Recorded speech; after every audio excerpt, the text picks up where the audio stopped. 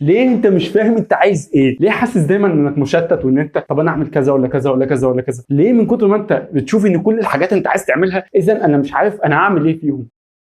اول ما بتتولد بيبي صغير طبعا بيتبنى لك مستقبلك كله من قبل حتى ما انت تقرر اي حاجه. يعني انت اول ما تتولد هتخش الحضانه دي، بعدها تقوم داخل المدرسه دي، بعدها تقوم ماشي في المسار ده 12 سنه ماشي في كتله من التعلم والتعليم عشان بس توصل لكليتك التي كله عايزها. وطبعا يعني هتبقى يا اما طب يا اما هندسه، لان هي ديت فخر الصناعه المصريه. اول واحده تعليم من اهم الحاجات اللي بتخليك انت مش عارف تعمل ايه. ليه؟ لانك انت بتبقى مثلا دخلت 12 سنه بحالها في حاجه معينه، انت قاعد تدرس معلومات معينه، بعدها بتقوم بتحاول على قد ما تقدر تخش كليه جامده. وللاسف لو دخلت كليه جامده انت فاكر اول ما ادخل كليه جامده اذا انا خلاص وصلت لنهايه الطريق. لا بالعكس، ده بيبدا اسوأ شيء في الوجود، وهو ان انت بعد ما تخش الكليه ديت سواء كانت طب او هندسه او كده بتبدا يا عيني لسه تبدا تفكر ايه ده، هي الكليه ديت مناسبه ولا لا؟ انت عبيط ولا يا ابني؟ انت بقالك 12 سنه يعني بتحاول تعمله، انت فاهم انت بتقول ايه؟ وللاسف بتلاقي في الاخر بيقوم داخل كليه ومخلصها وحاول ياخد شهاده حلوه عشان يتوظف وانتهت حياته. على فكره التعليم ساعات بينجح مع ناس، بس ناس يعني ايه؟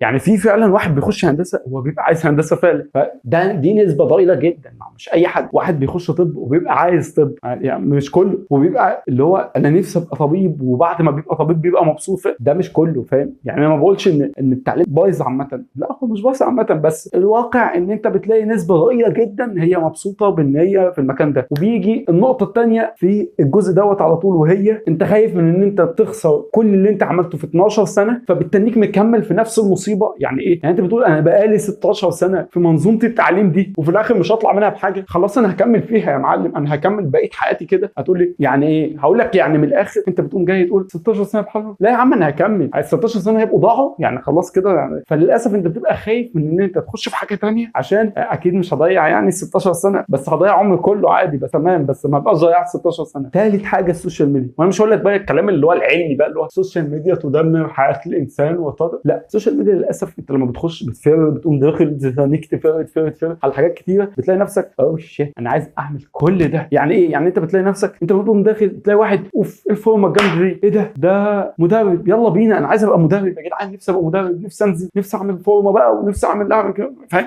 طب ليه يا اسطى يعني؟ وبعدها يعني يا دوبك تلاقي واحد مبرمج بيقبض بالدولار، تقول بس يلا بينا نتعلم لغه برمجه، هي لغه برمجه هي الاساس، هي دي الحاجه اللي انا لازم اعملها دلوقتي. بعدها تفرق كمان اتنين بس، تلاقي واحد بيكلمك على قد ايه ان مشروع الكتاكيت جاب منه فلوس كتير جدا، فيا ريت تنزل تعمل لك مشروع كتاكيت حالا، والتاني تقول ياه انا لازم اعمل مشروع دلوقتي حالا. بالتنيك تفكر كل شويه، بالتنيك تقلب بتلاقي حاجات كتيره جديده. واول ما تقفل التليفون ده بيبقى الاسوأ بقى. انت فاكر ان انت بعد ما قفلت التليفون خلاص كده؟ لا بالعكس، ده انت بتبدا تفكر بقى في الحاجات دي كلها. طب انا عايز كذا ولا كذا ولا كذا ولا كذا، وبالتنيك في كل الحاجات دي كل يوم بقى تخش على التليفون تنيك تفر والتانيك تقول طب دي ولا دي ولا دي ولا دي، وتلاقي نفسك في الاخر مشتت ولا انت عارف تعمل ده ولا ده ولا اي حاجه. رابع حاجه انت خايف تجرب، انت خايف تقول هو انا هخش في المجال ده وبعد ما استثمر فيه وقتي واعمل فيه وبتاع هل هفشل؟ طب هنجح؟ طب يعني طب لو فشلت يا نهار ابيض ده انا هفشل، طب لو نجحت يا نهار ابيض انا هتنجح. اذا انا بقول يا اسطى انت خايف تجرب وتفشل. يا اسطى جرب يا عم، ما انا حاسس ان انا هفشل في الحته دي. ما تفشل يا اسطى يعني،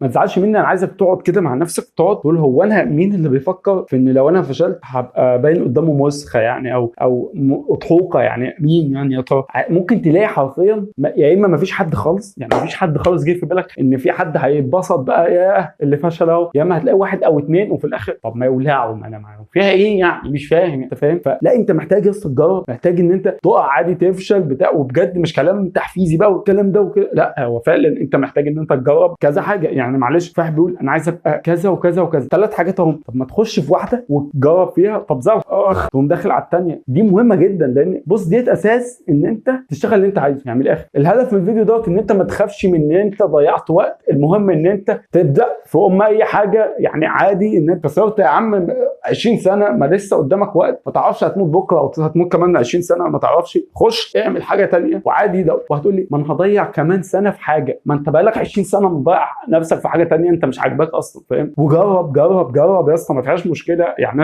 انا جربت افتح حوالي 500 قناه لغايه دلوقتي، وديت ال 501 وعادي بجرب تاني، فاهم؟ وممكن افشل في الاخر، فاهم؟ فيعني جو ليتس جو ليتس جو، روح ليتس جو. وفي اخر الفيديو ما تنساش تخبط زر اللايك يا اسطى، اخبط زر اللايك، اخبطه لو سمحت، ودوس اشتراك. يعني انا مش عايز، انا خسرت حرفيا وقت كتير في 500 قناه، فيعني ال 501 حتى نجحني فيها بقى، فاهم؟ يعني انا مش هتنين يعني انا المشكله ان انا جربت الطريقه اللي انا بقول لك عليها ولسه فاشله معايا، يعني تجربه وخطا، وتنيتني اجرب بس اكيد واحده فيهم هتبقى تمام. سلام.